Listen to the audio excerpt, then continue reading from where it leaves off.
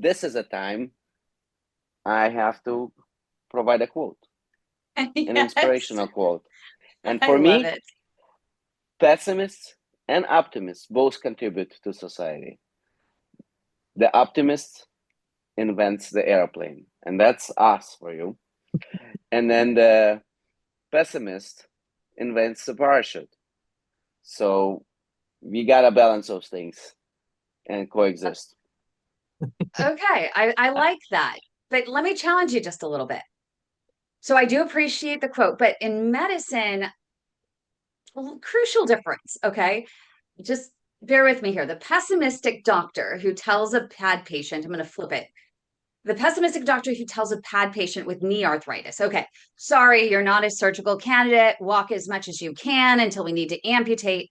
Well, they're not really creating a safety measure. They're actually, in my opinion, abandoning innovation altogether when patients need it most. Now, the optimistic doctor who says, let's find a minimally invasive approach to treat your knee, Dr. Oz, so you can actually walk and save your legs, isn't just inventing the airplane, they're actually creating a brand new path forward where the conventional route is blocked. And so in vascular care, I think we need fewer parachute packers and more pilots like Dr. Oz and, of course, Dr. Sid Rao, willing to chart new courses through medical challenges. Because unlike falling from a plane, I think giving up on a patient's mobility is not an acceptable backup plan. It is the very outcome we are fighting to prevent. What do you think? I'm just happy Misha didn't look at me when he was saying parachute. I was waiting for that. No, but this is great, Kim.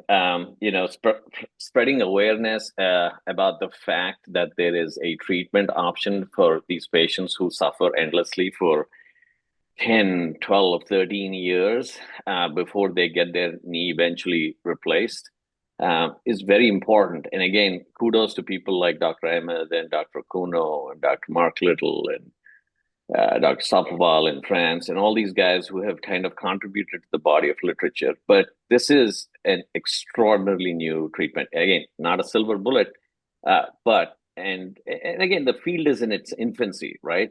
The widespread adoption of this field, really, at least in the US, has been only in the last few years.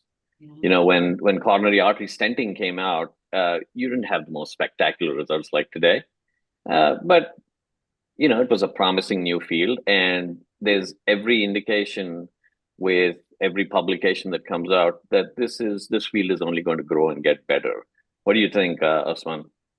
Yes, Sid, I agree with everything you said, and I think Kim, in your analogy, or Misha's analogy of planes and parachutes, I think it's a little bit different. I think what it is actually is I use this analogy a lot with some of my partners. Is you need in medicine, you need kites and you also need strings, right? You need people to kind of say, okay, hold on. And I think Sid, to your point, you sort of touched on this, which is this is a new exciting field and we all want to do it, or we all want to try to help our patients. We also, the string part of this, or the parachute part of this, I think is, well, let's generate the data. Let's do it, through registries. Let's make sure that we are really understanding what we're doing and how much we actually are helping. And so I think, you always need the people that are crazy enough to kind of go out there and do something without really any evidence. But then you also need the people that are saying, well, let's try to make sure that we're doing this the right way and that we really are helping our patients. And so, and I think both are very beneficial to medicine, and it just sort of picks certain personalities to do both.